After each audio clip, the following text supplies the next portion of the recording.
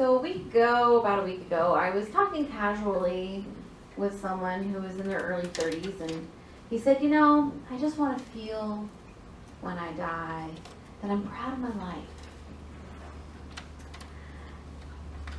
And of course, these sort of profound moments that are totally out of context of whatever's going on around happen frequently, I think, just because I'm a minister, people know that, and that's just sort of how it works for me.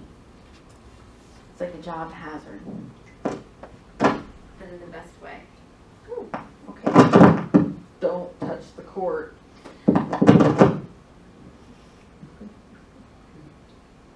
Okay.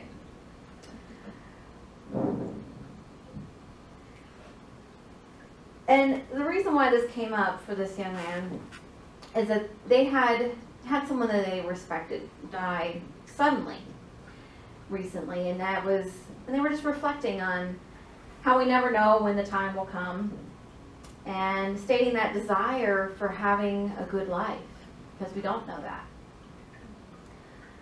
And so I thought it was quite appropriate, I love how those things happen, that the tool for this week from Living Originally is Death is My Advisor.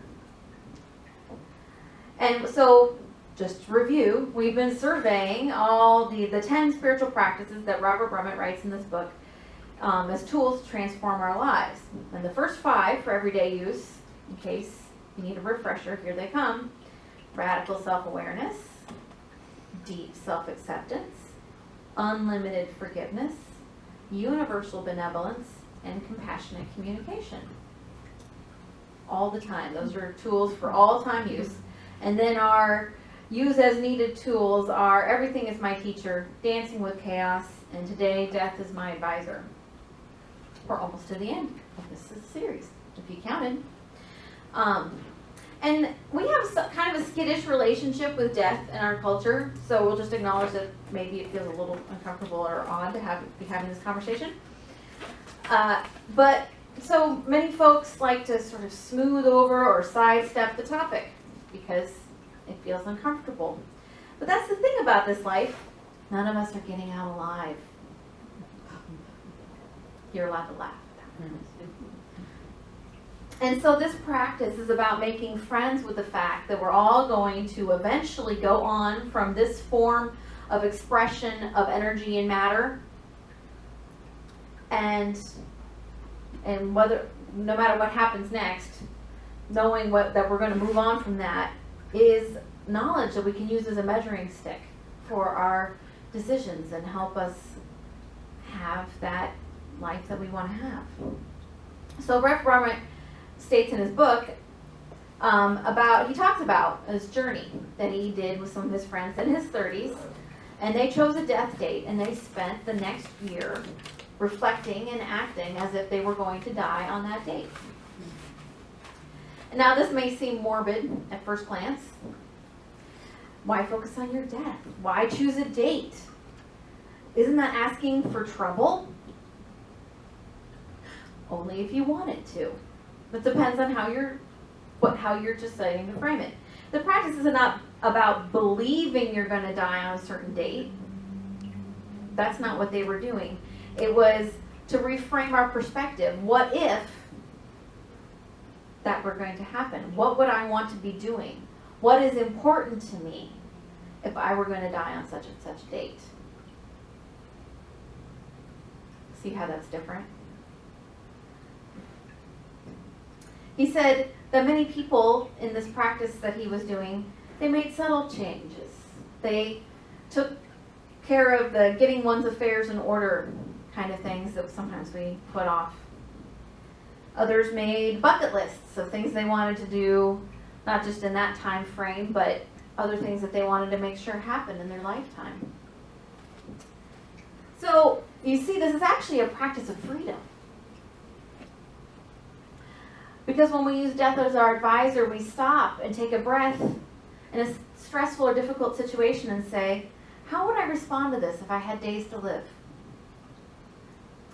Kind of sorts out some of the noise to what's really important.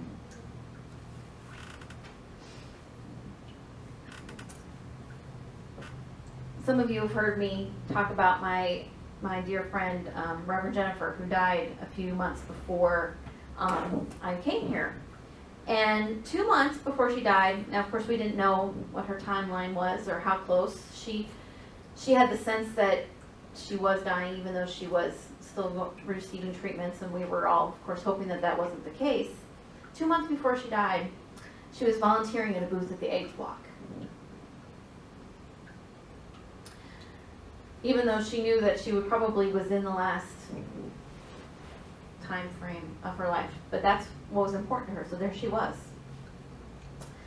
And so I think about her in the midst of the things that I have committed to and how I choose to allocate my time and energies, because I want to aim for a life well lived, no matter how long it turns out to be.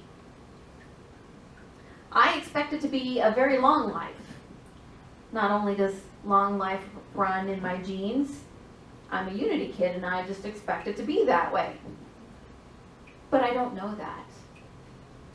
And the best way to have a life well lived is to make today a day well lived, right?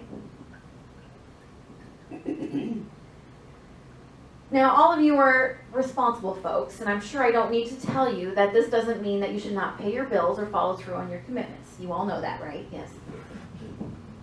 Because we wouldn't want to leave our affairs in a mess for someone else to deal with. That would not be part of how we wanted to do this. And it doesn't give us permission to tell off the blankety-blank neighbor, because that would not be in alignment with our spiritual practice, right? So unlike some of our other practices that encourage a specific action, go and do XYZ, this practice is to go about your normal life and allow those subtle shifts and habits and awareness and foci? Sounds weird. To happen as you continue on your journey. As you learn and grow and change as a person, the best version of you will too.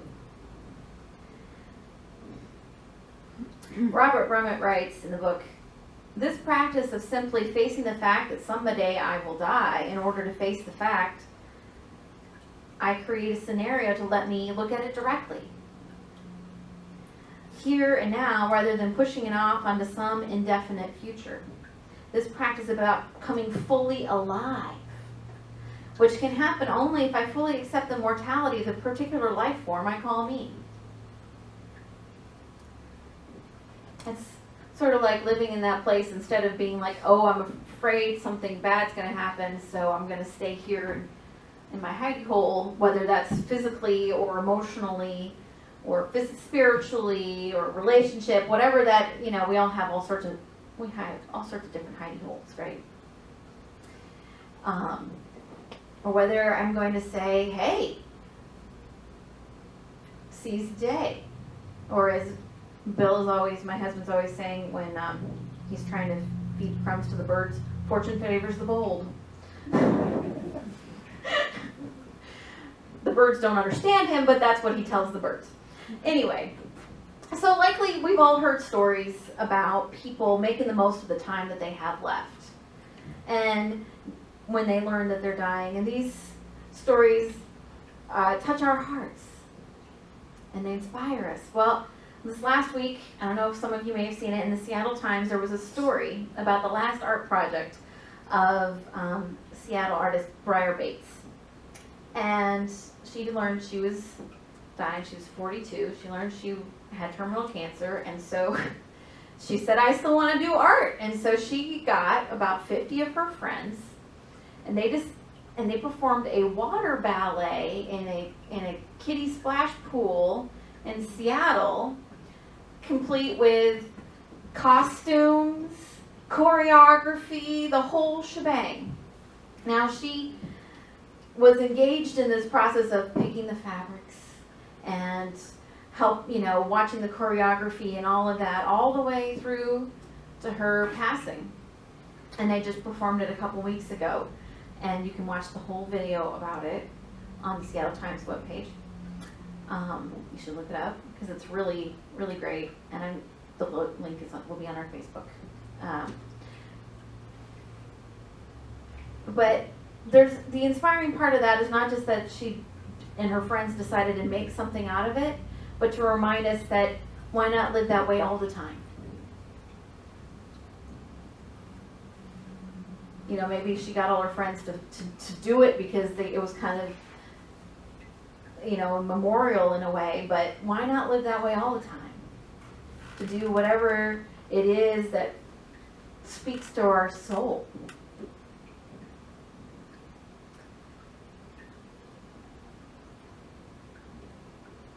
And so we have our friends that have gone before us, and they are reminders not to worry, am I next?